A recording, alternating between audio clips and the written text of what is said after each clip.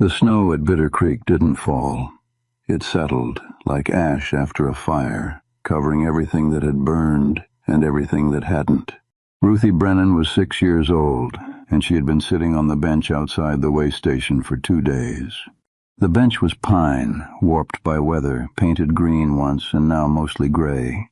She sat with her feet not touching the ground, her small boots, too large, stuffed with newspaper, swinging slightly when the wind moved her. In her lap she held a flour sack with everything she owned, a hair ribbon, a wooden horse with one ear missing, and a Bible with her mother's name inside, Hannah Brennan, 1852-1884. The ink had run where river water had touched it. Mrs. Daly, the way station keeper's wife, had brought her a blanket yesterday morning and a bowl of beans at noon.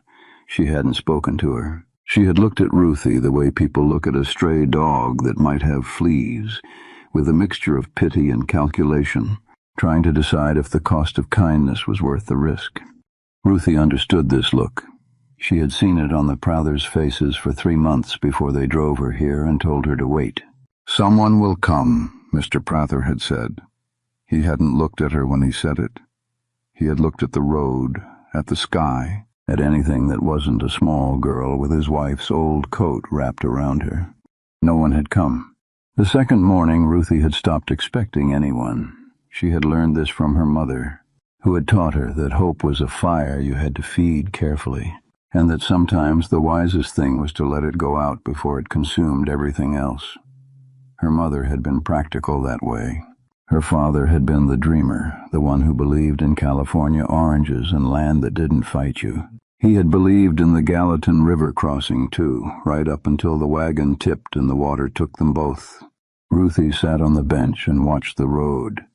She didn't cry. Crying was for children who believed someone would hear them. And Ruthie had stopped being that kind of child somewhere between the Prathers' sour milk and the way station's cold beans. A horse appeared on the ridge. She saw it first as a dark shape against the snow, moving with the steady patience of an animal that knew where it was going and didn't need to hurry. As it came closer, she made out the rider, a man in a coat the color of old bark, a hat pulled low, a face that the distance kept hidden. He rode like someone who had nowhere particular to be, which was the same as having nowhere at all. The horse stopped at the hitching rail. The man dismounted, slowly, the way men with sore joints do, and looped the reins. He was tall. Ruthie saw now, with shoulders that filled his coat and hands that were large and scarred. He had a beard trimmed close, more gray than brown, and eyes that looked at the world from a long way off. He saw Ruthie. He stopped walking toward the door. He looked at her. Not through her, not past her, but at her. The way you look at something that doesn't belong where it is and you're trying to figure out why. "Where's your people?" he asked. Ruthie looked at her boots. "Gone." "Gone where?" "Dead. Or left." She said it the way she said everything now, flat, factual, the way her mother had taught her to state the weather. "The Prathers brought me here. They said someone would come." The man was quiet. He looked at the way station door, then back at Ruthie. Something moved in his face, not pity, something older and more tired than that. "How long?" 2 days. 2 days. He said it like a statement and a question at once. He looked at the door again, and Ruthie saw his hands tighten on the reins he still held. She saw him make a calculation, the kind adults made all the time, weighing the cost of her against the convenience of walking away. "Please don't leave me here," Ruthie said. The words came out before she could stop them, breaking through the wall she had built with her mother's practical wisdom. "Please, I'll be good. I won't eat much. I can work. I can—" She stopped. She had promised too much. Promises were currency, and she had just spent everything she had. The man looked at her for a long moment. The wind moved snow between them, small crystals catching the weak winter light. Ruthie saw his eyes, gray-green with lines at the corners that spoke of looking into distance and not liking what he found. "I'm not leaving," he said, "not yet." If the sound of a child begging not to be abandoned again pulls at something in you, stay with this story. Watch it through to the last word. Hit that subscribe button and tell me in the comments what city you're watching from. Let's see how far Ruthie's story travels. 3 months ago, Ruthie had a family. The Brennans, Thomas and Hannah, had come west from Ohio in the spring of 1884, following the promise of homestead land in the Gallatin Valley. Thomas was a carpenter by trade, a man who believed that good wood and honest labor could build a life anywhere. Hannah was a midwife, practical and warm, the kind of woman who kept dried herbs in her pockets and knew how to stop a child's tears with a song. Ruthie was their only child, born late in their marriage after years of hoping. She had her father's dark hair and her mother's wide-set eyes, and she had been loved with the particular intensity of a child who was never expected and always wanted. The wagon overturned on a Tuesday. They were crossing the Gallatin at a ford Thomas had been assured was safe. Rock bottom, shallow enough for a child to wade.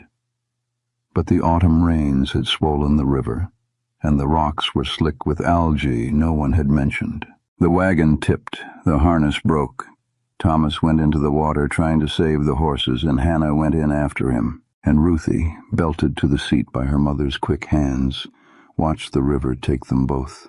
She was found the next morning by a cattle drive passing through, still belted to the overturned wagon seat, hypothermic and silent. The drovers cut her free and brought her to Bitter Creek, where the county took charge. The county placed her with the Prathers, Vernon and Mabel, a childless couple who farmed 40 acres of rocky soil north of town. They had applied for placement, the county clerk noted, because Mabel's sister had received a stipend for a foster child, and it had worked out well for them. The Prathers were not cruel, they were not kind. They were indifferent in the way of people who had expected a child to be grateful and found instead a small, silent person who didn't eat enough and woke crying in the night. Vernon wanted the stipend. Mabel wanted someone to help with the chores. Ruthie wanted her parents, and since she couldn't have them, she wanted to be invisible. She learned to be quiet. She learned to eat what was given without comment. She learned to sleep without crying, holding the wooden horse her father had carved, the one with the missing ear, against her chest like a shield. After 3 months, the Prathers decided the stipend wasn't worth the trouble. Vernon drove her to the way station on a Monday morning, told her to wait, and didn't look back. The town of Bitter Creek had watched all of this with the detached interest of people who had their own troubles. The county clerk filed the papers. The minister prayed at Sunday service for the orphaned children among us, without naming any. Mrs. Daly brought beans and a blanket and avoided eye contact. The stage driver who found Ruthie told the story in the saloon, where it was good for one round of drinks before the next tragedy replaced it. This was the world Ruthie Brennan had learned to navigate, a place where children were paperwork, where kindness was measured in beans, and where the only person you could count on was yourself.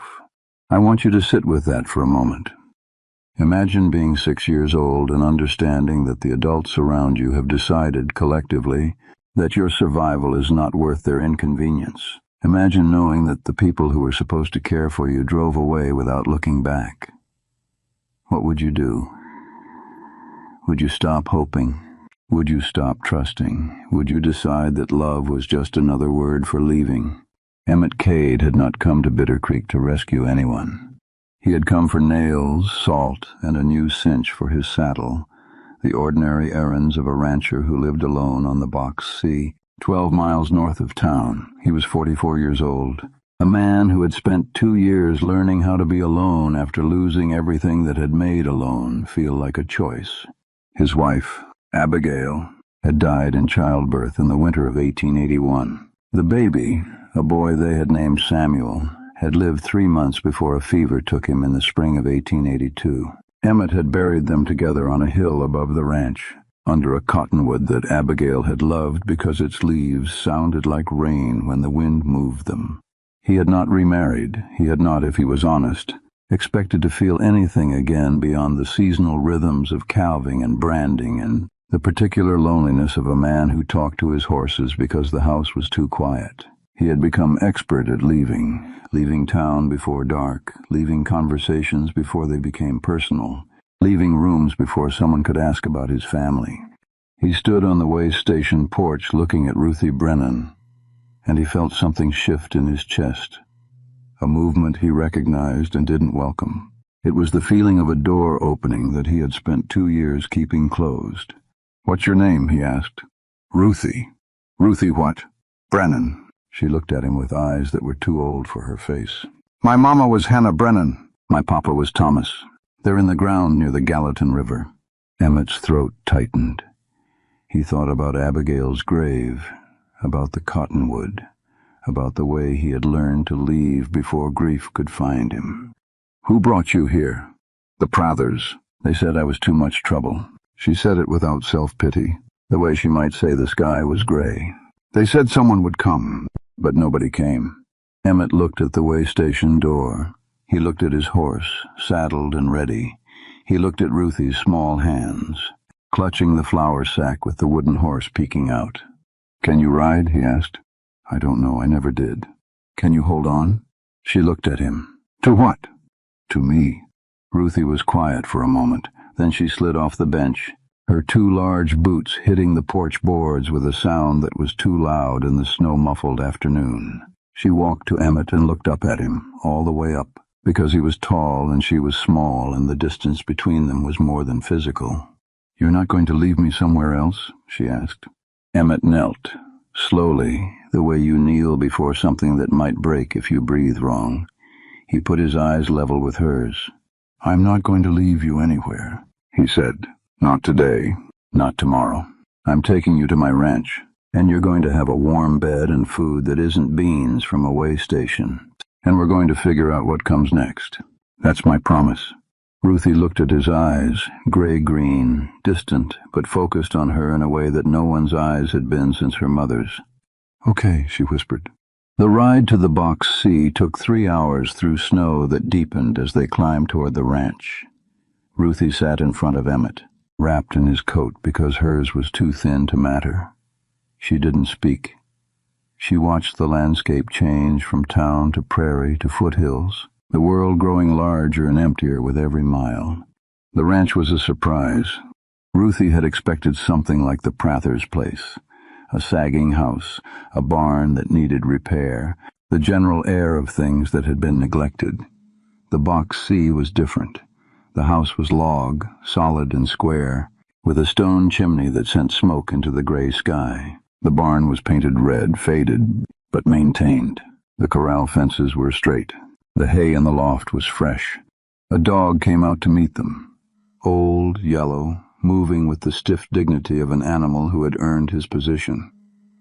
He sniffed Ruthie's boot, then her hand, then wagged his tail once and leaned against her leg. "That's Chester," Emmett said. "He doesn't like most people." "He likes me," Ruthie said. "He knows something." Emmett carried her inside. Her legs were stiff from the ride, too cold to work properly, and set her by the fire. The house smelled of wood smoke and coffee and something else, something Ruthie couldn't name, but that made her chest ache. It smelled like a place where someone lived carefully, where every object had been chosen and kept for a reason. "You're going to sit there," Emmett said, "while I get this fire up and find you something dry to wear. Then you're going to eat. Then you're going to sleep. Tomorrow we'll talk about what comes next." Ruthie nodded. She didn't ask what came next. She had learned not to ask questions whose answers she couldn't control. The shared meal came an hour later. Emmett had changed into dry clothes and produced a stew from the pot that always hung in the fireplace, venison, potatoes, carrots, the kind of food that filled the stomach and warmed the bones. He served Ruthie at the small table by the window, and he didn't eat until she had taken her first bite. "It's good," she said. "It's not fancy. It's better than beans." Emmett almost smiled. "The Prathers fed you beans?" "Beans and corn mush. Sometimes bread if there was any." Ruthie ate another spoonful. "Mrs. Prather said I ate too much for my size." Emmett's jaw tightened. He didn't say anything. He watched Ruthie eat, carefully, methodically, the way a child eats when they're not sure when the next meal will come. "At the Box C," he said. You eat until you're full. That's the rule. What's the other rules? No lying, no stealing. You help with what you can. You rest when you need to. He paused. And you never go outside without telling me where you're going. Ruthie looked at the fire. The Prathers didn't have rules. They just had ways. Well, this is different. She looked at him. Why? Emmett was quiet for a moment. He looked at the window, at the snow, at the empty chair by the fire that had been Abigail's. Because I know what it's like to lose everything, he said, and I know what it's like to have nobody notice. And I decided a long time ago that if I ever had the chance to do different, I would. Ruthie didn't answer, but she reached for another piece of bread. Over the next 2 weeks, a rhythm formed. Want to see what happens next? Go to the comments section and click the link in the pinned comment. It's the very first comment you'll see. The story continues exactly where this video ends. I'll see you there.